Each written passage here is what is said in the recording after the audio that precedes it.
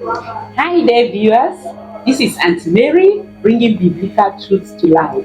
In light to the family being the basic unit of our society. We meet today is Madam Hilary Gamuga. She is a clinical counselor, and today she will be handling with us a topic on communication. Why communication is a key aspect to the family. Many families have fallen apart. A wife will fall apart with the husband, the children falling apart with their parents, simply because they don't know how to communicate what they feel, what they think, and what they are going through. So today, Madam Hilary is going to tell us all it takes about a good communication in the family and everything in between. Without further ado, let me allow her introduce herself. Hello, Madam Hilary. Thank you, Aunty Mary. I'm happy to be here and I'm excited to be here. As you have rightly said, communication is a key aspect in the family. And before we continue this morning, we are going to see some scriptural passages that talks about communication. And I would like us to see the first one. The first one is Colossians chapter 4, verse 6, which says that let your conversation be always full of grace, seasoned with salt, so that you may know how to answer everyone. And let's look at the second one quickly. Proverbs chapter 15, verse 1, it says that a gentle answer turns away wrath, but a harsh word stirs up anger. And the last verse I would like us to see is Ephesians chapter 4, verse 29, which says that do not let any unwholesome talk come out of your mouth, but only what is helpful to building others up according to their needs, that it may benefit those who listen. As I earlier said, communication is a key aspect in the family life. Looking at the scriptural passages we just read, we'll see there that in Proverbs 15:1, a gentle answer turns away wrath, but a harsh word stirs anger, which means in a family we have to communicate well so that it will not bring anger, but instead reunite the family. Before we go ahead, what is this communication we are talking all about? Communication refers to the exchange of information, thoughts, ideas between individuals or persons. And there are two types of communications that we must look at it. That is very important. Really? Yeah, Two types? Yeah, there are two types, Aunty Mary. The first one we are going to see is verbal communication, which is spoken word. Yeah, and the second one is non-verbal communication that deals with the body language, the facial expression, gesture, and posture, just to name some few. For communication to be effective in the family, these two parts must be blended together. For example, when you are talking to a child as the father, or the father addressing the family, you look at each and every one of them on their faces to see whether they are agreeing with what you are saying or they are disagreeing. Thank you very much for that introduction, Sister Hilary. I want to know why communication is a key aspect in the family. Okay, thank you, Aunty Mary. Yeah, one of the reasons why communication is the key aspect in the family life is that it builds strong family relationship. The family that communicates among its members, they sit down, they talk about things, they discuss how things in the family should move. They are strong, they are together. It's not like the father and the mother are going their own way, the children are going their own way. No, they are together. So it builds a strong relationship as they discuss together. Another reason why communication is a key aspect in the family life is that through communication, conflicts in the family, they are being resolved. Yes, where maybe a child in the family has a problem with the sister, the father, the mother, they sit down and they discuss, they try to find out what was really the problem and they resolve it. So it is a key aspect because it is used to resolve conflict in the family. Another reason why communication is a key aspect in the family life is that it promotes teamwork. The father and the mother, the children and other siblings living together in that home, then sit together, discuss. Maybe for example, this 2025 they have a building project. So the father now as the head communicates it to all the other members. When they are not able to meet the need of their children, the children will understand that it's because of the project at hand. So they support each other and they move together and work as a team. That is why communication is key, because they communicate their activities of the year together. And lastly, I would like to share that one of the reasons why communication is also key is that the parents pass their values and their belief to those children or to those living in the house. Like in terms of culture, they can tell them their traditional meal, cultural dance, and where they are coming from, depending on their tribe. Their belief, telling them, some of them are Christians. They tell them, we believe in Christ and we are Christian. This is how things are supposed to be done in the family. Thank you. Wow, that's a wonderful point. The part of teamwork, I like it so much. Yeah, if communication is flowing in the family, that teamwork, it will become stronger and the family will do so well. Thank you so much. So when it comes to communication, are there any challenges that a family can face? Okay, Aunty Mary, thank you. As you have said, there are some common communication challenges in the family. And the first one I would like us to see is a busy lifestyle. A situation where in a family, the mother and the father, they are too busy. They don't have time to sit down and talk with their own children. It's like divide the family. You know, there's this saying that united we stand and divided we fall. And it works together with communication too. A situation where the mother or the father gets up, goes out, come back late in the night when everyone is sleeping. They don't meet each other. Maybe there is a nanny assisting in the house. They don't meet each other. It becomes difficult for that family to sit and dialogue together. Maybe they only meet during weekend, which is not good. So that is one of the challenges. Another one is fear of conflict. Some family members are afraid that when they come together, they will not agree and it will resolve to conflict. They shy and they withdraw, which is not helpful. It's not helpful for the relationship. So instead of withdrawing, they should come together so that they can discuss and iron out things, so that things can move well and effectively. Another common communication challenges that family face is that of misinterpretation and misunderstanding. Why? Because they are not communicating. They are not together. They assume things in their mind and say, maybe daddy does not love me, mommy does not love me, or maybe the husband is explaining to the wife or is telling the wife that the wife should not do this or that. Now, if the wife does not ask questions too in the family, it will lead to misunderstanding and that relationship will be strained. So these are other communication challenges that the family face, which is best for them to communicate in order to avoid this assumption and misinterpretation.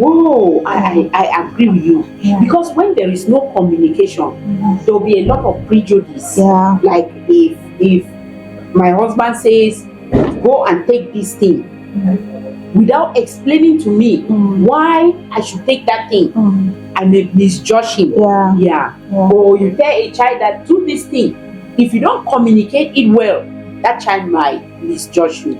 Thank you very much for that point. Thank you so much. So what are some safe environments that can be created in a family so that everybody will flow in that area of communication? To create this environment where everybody will talk there, the first thing is to encourage regular family meetings. We encourage regular family meetings where the families sit together, they discuss, they maybe celebrate their their successes and see how to discuss way forward or look for solution for the failures. So it is very important to establish a regular family meeting. Then in the case where the children have grown up and left the home, how do you do that? Yeah, I think that's a very nice question. Thank you, Aunty Mary. Okay. In that case, there can be a video call. We thank God for technology. Yeah, there can be a video call where those who are not at home at that moment can be included, and whatever thing they like or the family want to discuss, they can still discuss together. Yeah, thank you. Oh, that's a good one. Yeah. Because I was just wondering that if we have to be meeting like a family often for this communication to take place, like that environment for communication, if we have to be meeting often, how would that happen when the children are out? Okay. Thank you so much. Yeah. So do you still have some more tips on how we can create that safe environment? Yeah. One of the ways we can do it to create a safe environment is by allowing the children to express their mind without judging them. Okay. Yeah, should avoid judging the children in the family. Give them the room to speak out. Even if they are speaking what is not making sense. When I talk about children in a case where they are still kids, yes, just allow them speak. Then you can encourage them, say, okay. But in a case where they are big, still give them that opportunity to express their mind, and so that they in the family they will know how each and every member is feeling. And also to encourage open communication in the family, they should be questioning.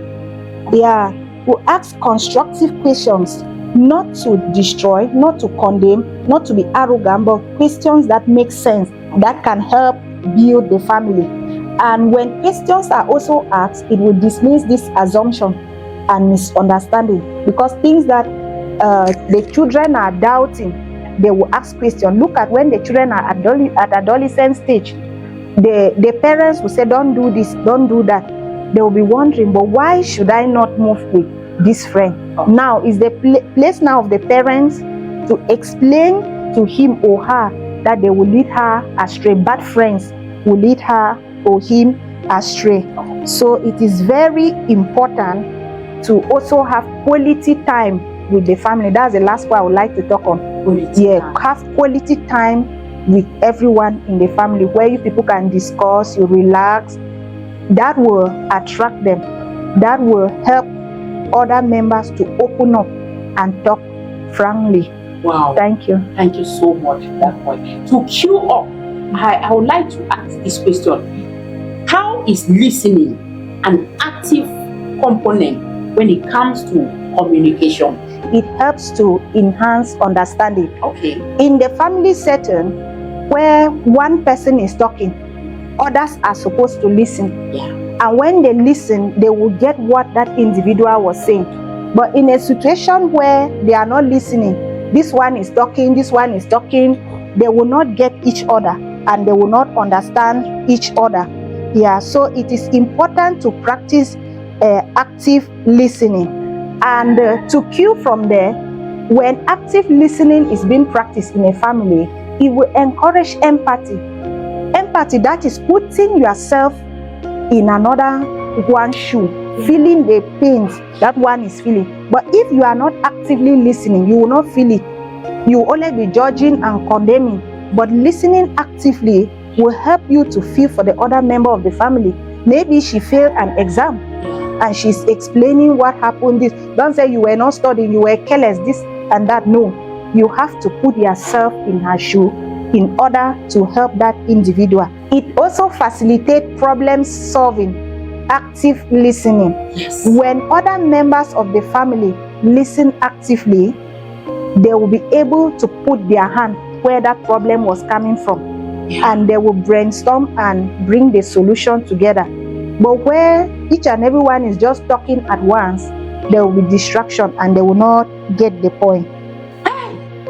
You know, most often parents are so guilty about that point, because when they are talking, when the child is explaining something to a parent, you know, the parent does not really give that time. Yeah. Oh, I'm so impressed with that point. Yeah.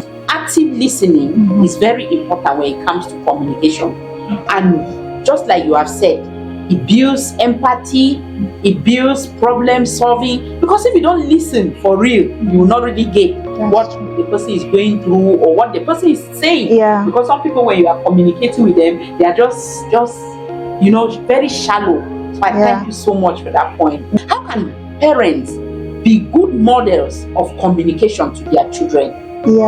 Thank you, Aunty Mary, for that question. It's really a good one, because this communication, we rightly say, is the key aspect of the family life. So it's something that the parents have to start modeling their kids from childhood. It's not waiting for when they are big. Yes, and one way for the parents to model their children in active in communication is to listen actively to their children. Take for example, a child is explaining something to you. You can make a statement that, "Oh, I see." And you also nod your head to show that you get what that child is saying. You affirms what the child is saying. And in so doing, there will be a day too where that child too will be talking to the parents or other members of the family. So they too will be attentive and listening, just like the child did the other time. So it's a kind of give and take. So what you do, that is what these children will do, because that is what they learn from the parents. The parents are their model. Another way to mold them is to encourage open dialogue. Talk with them openly. There are some of them that are even introvert. They don't talk. So you prompt them by asking questions. You ask questions, you talk frankly, you have open dialogue with them and talk. It will also help them to communicate freely. And also the parents, as one of the way to model communication skill in their children, they should limit distraction when talking to their children. For example, they should switch off the TV. They should keep their phone aside. If there's something that they must do, then they should say, "Son, can you give me 10 minutes? I will get to you later." Because we cannot draw a straight line. At times there may be things that very urgent. They had to handle together. So by so doing, those children are also learning. Tomorrow they will be attentive when they want to talk to you as a parent or as their parents. They will be attentive too. And I remember so well that when there's something serious, my mom wants to talk, she will call us to the room or call me to the room and address the issue. That's to avoid distraction from people and maybe other things. So it is very important to limit distraction. So as we are doing that, they too are learning, and that is how they will behave too. One day we are molding them in that aspect of communication. This is a very important part.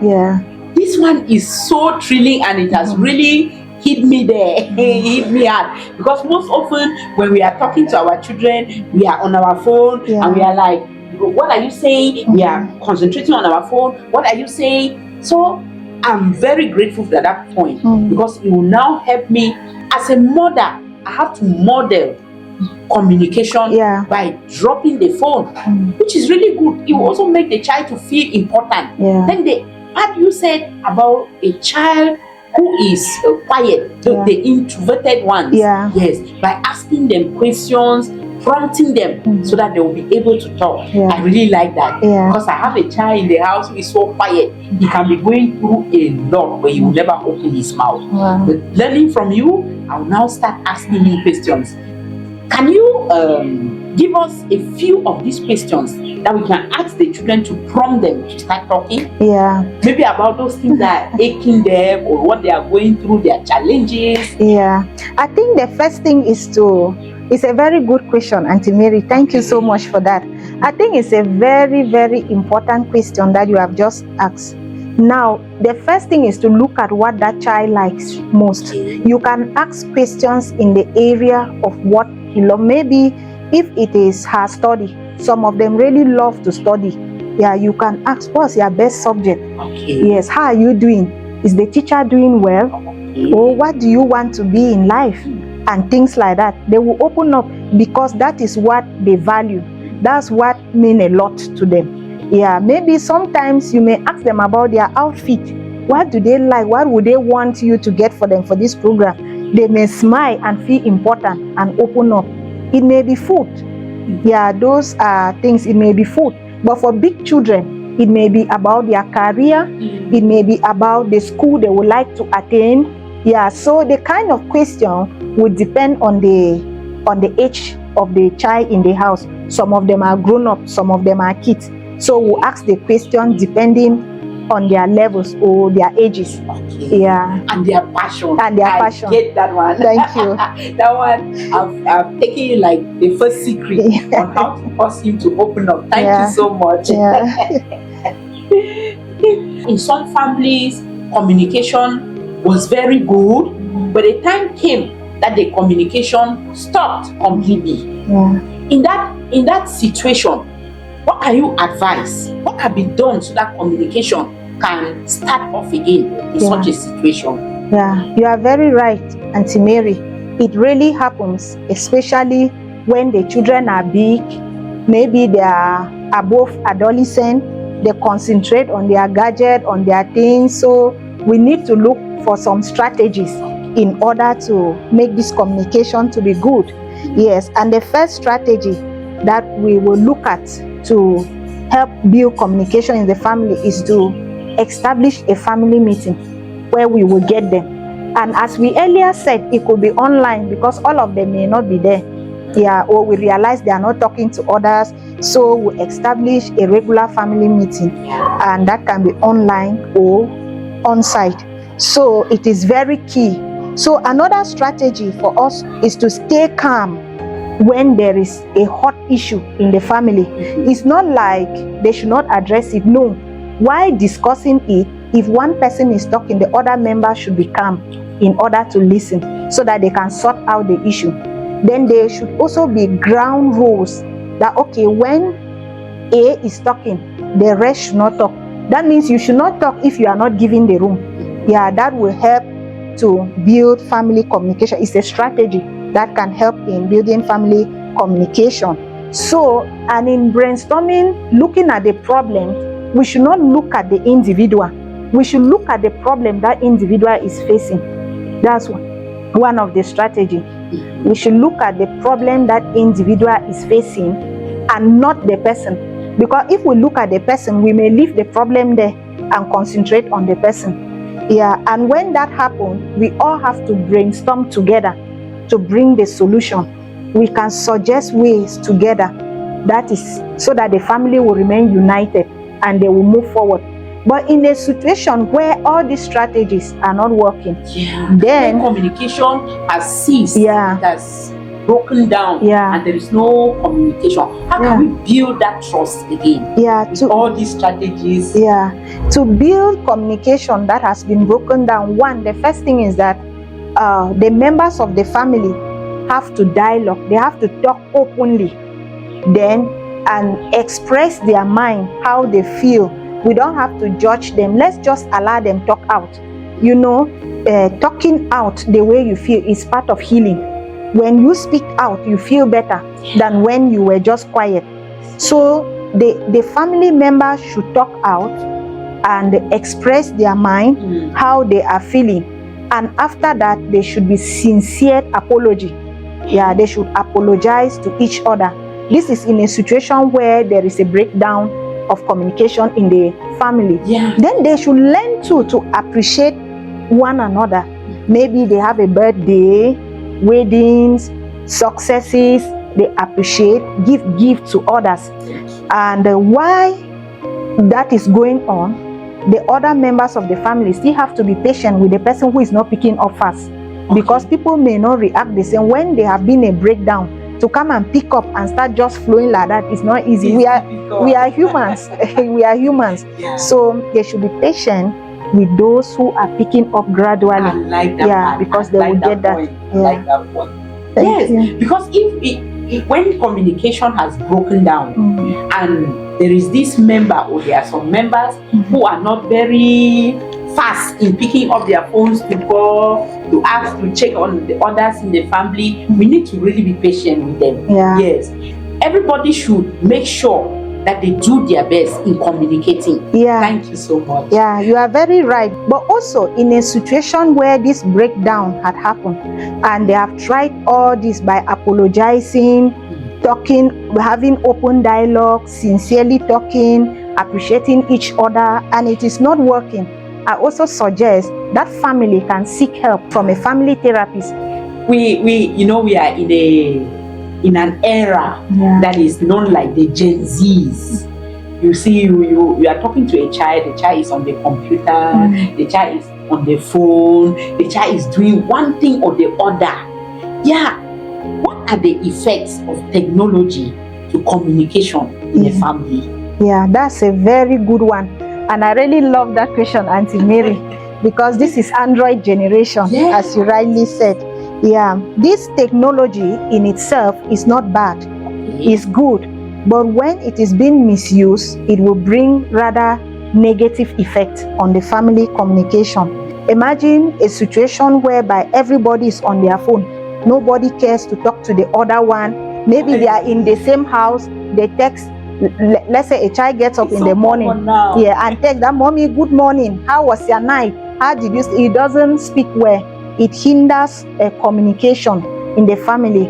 But what we are encouraging is that the technology itself is not bad, but family should practice meeting each other and greeting, especially in a house. Yeah, that can happen if the children are away from the home. But when they are at home, it's good to meet face to face, because you can see that a child is looking sad, is moody, is not happy. If a child gets up, is in his room, for example, and say, "Mommy, good morning," you will not know how he is looking. You will not see. There are some things you will not see. Yeah, but we are saying here that technology is good, but when it is being misused, it will break or destroy communication in the family. Yeah, and it also reduce quality time. The children will just be in their room on their gadget and their computer doing their things. It's not good. So how it is being used should be reduced, used at the appropriate time, so they will promote quality time that family will be together. Now, for this to happen effectively, the parents have to set the example too. Like when talking to a child, you should not be manipulating your phone. You take your phone, you are manipulating and talking to a child. No, keep your phone and discuss to show how serious what you are saying it is. And they have to encourage face-to-face relationship, especially when they are at home. Yeah, when they are at home.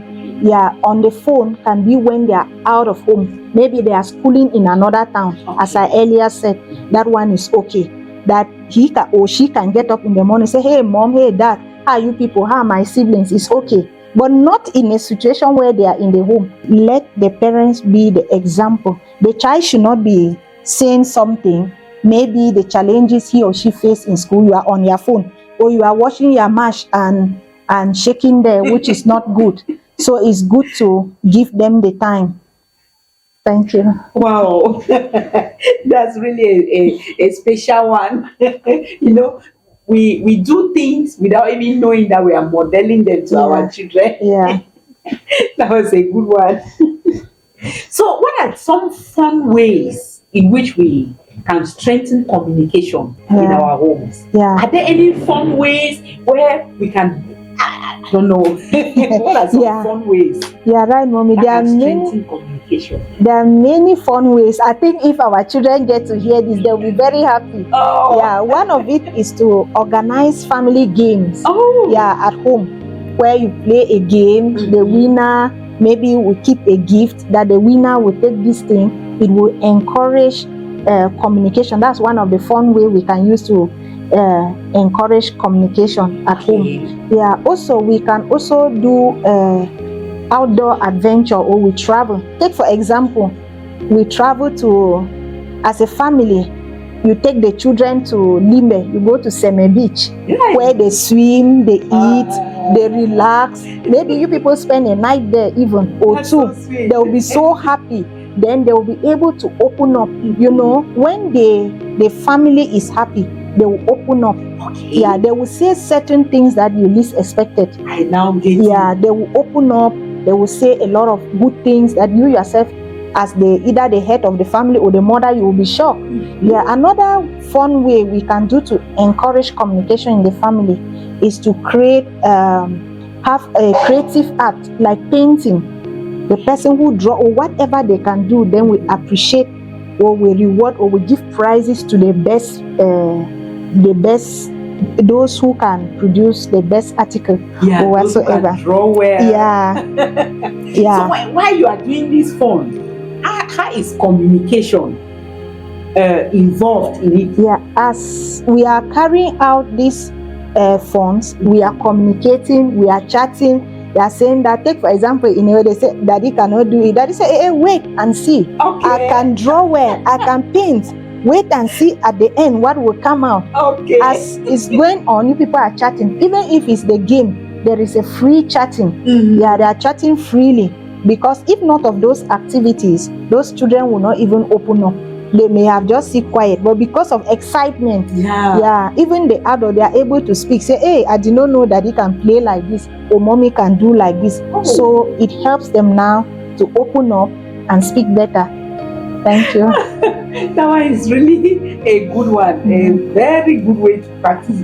It will even help those quiet children, the quiet kids at home, yes, to open up. Maybe if you go to that same beach, as you said, the child can run and come to you and say, I've picked something. What is this? Can I go and swim? No. Why is that person dressed like that? And all the like, yes. So going out for adventures is really a good one. So what piece of advice can you give our listeners who are struggling with communication in their families? Thank you, Aunty Mary. This is really key. The piece of advice I can give to such families struggling with communication, I will encourage them to have regular family meetings. And at the beginning, they should not even include serious agenda to that meeting. It should just be a kind of come together, they eat, they ask how each other is doing. Just make it low key, just make it simple. Yeah, and they eat. Maybe sometimes they invite and they celebrate each other's birthday, appreciate, not coming to condemn, not coming to say you did this, you did that. No, coming together just to appreciate. Say, we want to celebrate you, your success, you did well in the exam, your wedding is coming up, congratulations, your anniversary, this and that, so many good things.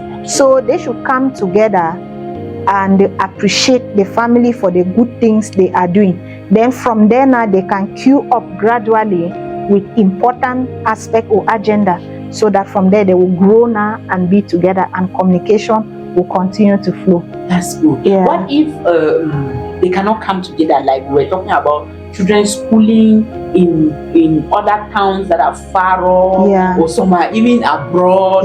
How can you help them in that aspect?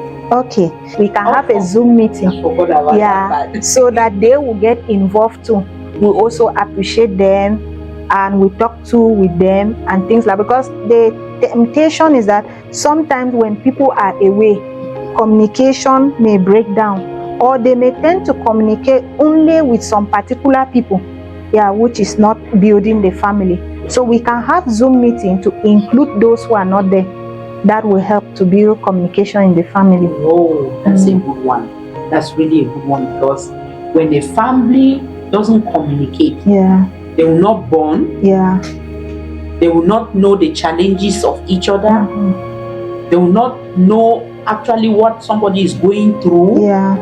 So it's really a wonderful thing that if a family is facing this challenge of communication, as Madame Hilary said, they should start by calling for a meeting.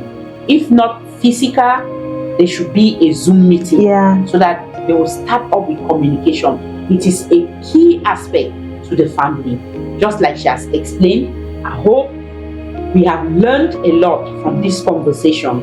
And as family members, we'll start practicing communication in our families.